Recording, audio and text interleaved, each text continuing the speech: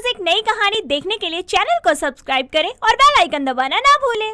विकासपुर गांव में नव्या अपनी मां रीना के साथ रहा करती थी। नव्या एक बहुत ही सुलझी और समझदार लड़की थी।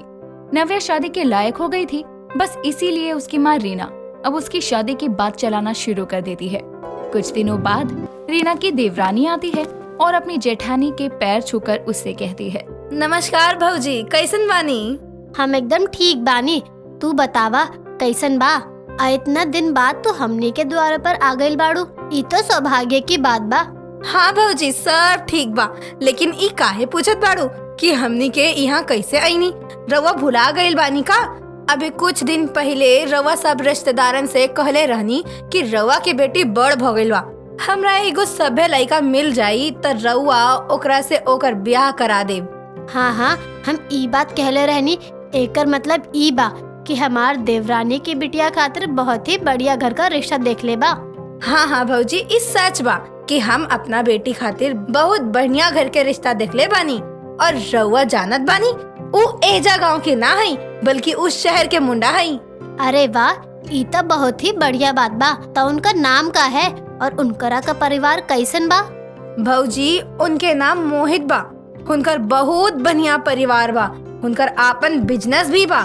सोची कि हमनी के बेटी के कितना खुशी मिली वहाँ। हमनी के नव्या वहाँ पर राज करी राज। इस तरह से रीना अपनी देवरानी की बात सुनकर उस लड़के के रिश्ते के लिए हाँ कर देती है और नव्या और मोहित का रिश्ता बहुत जल्द पक्का हो जाता है। इस तरह मोहित और नव्या की शादी भी हो जाती है। शादी के बाद नव्या अपने ससुराल में आती है, या यूँ कहें कि वो अपने शहरी ससुराल में आती है।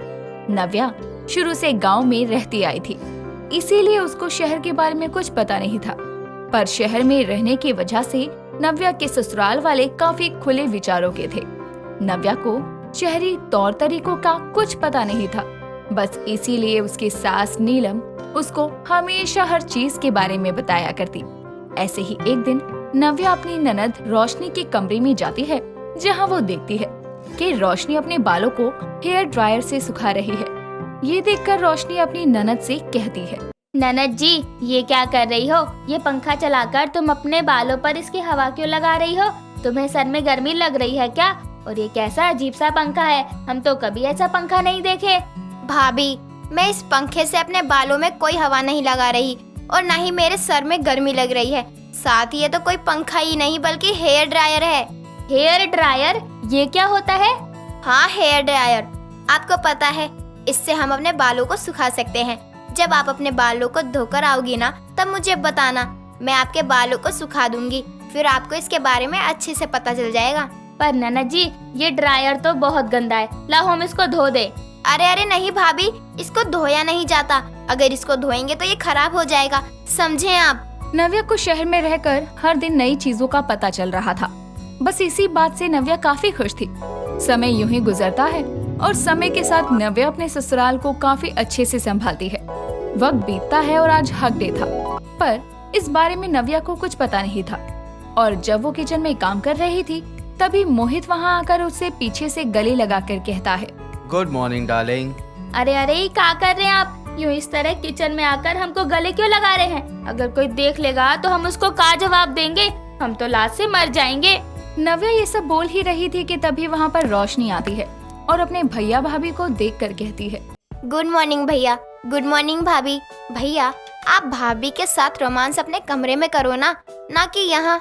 चुप कर, मैं यहाँ कोई रोमांस नहीं कर रहा था। और तू भूल गई है क्या कि आज क्या है? हटो, तुम हमारी ननद को काहे डांट रहे हो? ओकी कोनो गलती नहीं है। और वैसे भी हम बोले थे ना कि ये सब यहाँ सही नहीं है। अब देखो, देख लिया ना ननद जी ने। भाभी काम डाउन, इट्स ओके, सब ठीक है। ये यहाँ सब नॉर्मल है और मैं तो भाई को छेड़ने के लिए ऐसा बोल रही थी। बाकी आपको पता है कि आज क्या है? आज हग डे है। By the way, happy hug day. क्या हग दे? भाभी, हग डे नहीं, हग डे। अच्छा, हग डे। हाँ नव्या, आज हग डे था, बस इसलिए मैंने तुम्हें हग किया। खैर, मैं ऑफिस के लिए लेट हो रहा हूँ, तुम मेरा लंच पैक कर दो, मैं थोड़ी देर में रेडी होने जा रहा हूँ। हाँ भाभी, मुझे भी लेट हो रहा है, इसलिए मेरे लिए भी लंच पैक कर दो। नव्या को हक डे के बारे में कुछ पता नहीं था और अपने पति और ननद को इस बारे में कुछ पूछती उससे पहले ही दोनों वहाँ से जा चुके थे। जिसके बाद नव्या किसी से कुछ नहीं बोलती और अपने मन में सोचती है। लगता है इस हग डे पर सभी लोग हगते रहते हैं, पर मुझे एक बात समझ नहीं आ रही कि आज के दिन ननद जी और मोहित जी अपने ऑफिस में सारा दिन हगते रहेंगे क्या? हाय दैया, ऐसे कैसे हो सकता है? भला कोई इंसान पूरा दिन इतना कैसे हग सकता है? वो इतना बोलकर अपनी ननद और अपने पति का टिफिन पैक करके उनके पास लेकर जाती है और अपने पति से बोलती है। मोहित जी, मैं क्या पूछ रही थी कि जैसा आपने कहा था कि आज हग डे है, तो उस नाते क्या आप पूरा दिन ऑफिस में हग डे मनाते रहेंगे? हाँ हाँ, क्यों नहीं। हे भगवान, ये सभी लोग अपने ऑफिस में हगते रहेंगे, लेकिन ये लोग पूरा दिन हगते रह सकते हैं क्या? उनके ऑफिस में इतने बाथरूम होंगे? नव्या ये सब कुछ सोच रही थी, तभी मोहित और रोशनी नव्या और नीलम को गले लगाते हैं और वहाँ से चले जाते हैं। नव्या को इतनी गहरी सोच में देखकर नव्या की सास नीलम उससे कहती है, अरे बहू, क्या हो गया? तू ऐसा भी क्या सोच रही है जो इतनी गहरी सोच में डूबी हुई है? माँ जी, वो मैं क्या सोच रही थी कि आज हग डे है, तो क्या हमें भी हग डे मनाना चाहिए? हाँ हाँ बहू, क्यों नहीं। आज के दिन सभी हग डे मनाते हैं, तो हम भी मनाएंगे। इतना बोलकर अब नीलम वहाँ से चली जाती है। तो वहीं नव्या खुद से मन में कहती है, हे भगवान, आज तो सब इतना हगने वाले हैं कि लगता है आज टॉयलेट पेपर ही खत्म हो जाएगा। नव्या कुछ कर, नहीं तो आज तेरा टॉयलेट भी भर जाएगा और टॉयलेट पेपर भी खत्म हो जाएगा। हाँ, ऐसा करती हूँ, मैं जल्दी से सारा काम खत्म करके बाहर मार्केट चली जाती हूँ और साथ ही में टॉयलेट साफ करने वाले को भी बुला लेती हूँ। नव्या अब अपने घर का काम जल्दी से खत्म करके टॉयलेट साफ करने वाले को बुला लेती है और खुद मार्केट चली जाती है। मार्केट से अब वो काफी सारे टॉयलेट पेपर लेकर आती है और जब वो घर आती है तब वो देखती है कि टॉयलेट साफ करने वाला आदमी उसके घर के दरवाजे पर खड़ा है और उसे देखकर नव्या उससे कहती है, भैया अब यहीं रुको, अभी थोड़ी देर में आप मेरे घर का टॉयलेट साफ कर देना। पर मैडम, आप हमें यहाँ रुकने के लिए कह रही हैं, हमें और भी जगह जाना है। अगर आपको अपना टॉयलेट साफ करवाना है तो करवा लीजिए ना। अरे भैया, हम बोले ना तुमको कि तनिक रुक जाओ। नव्या उस आदमी से बातें कर ही रही थी, तभी वहाँ पर नीलम आती है और उस टॉयलेट साफ करने वाले आदमी से कहती है, अरे भैया, आप यहाँ क्या कर रहे हैं?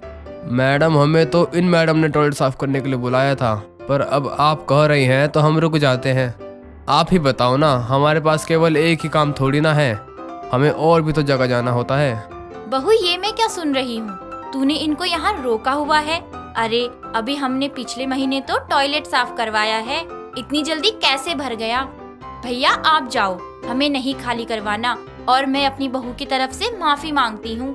मेरी बहू की वजह से आपका समय बर्बाद हुआ। नीलम की बातें सुनकर वो आदमी वहाँ से चला जाता है और अब नीलम अपनी बहू का हाथ पकड़कर उसे अंदर ले जाती है और वो दोनों अंदर गए ही थे कि तभी वहाँ पर रोशनी और मोहित आते हैं। उनको देखकर नीलम अपनी बहू से कहती है, बहू, तूने उनको यहाँ क्यों बुलवाया था और तू इतने सारे टिश्यू पेपर लेकर क्यों आई है? माँ जी, आप सभी लोग ही तो सुबह से हग डे मना रहे हैं। आप ही बताओ ना, अब अगर इंसान पूरा दिन संडास में हगता रहेगा तो शौचालय तो भरेगा ही ना, साथ ही बाथरूम वाला पेपर भी खत्म होगा। अरे बहू, हग डे का मतलब हगने वाले दिन से नहीं होता है, बल्कि इस दिन को लोग एक दूसरे को गले लगाते हैं।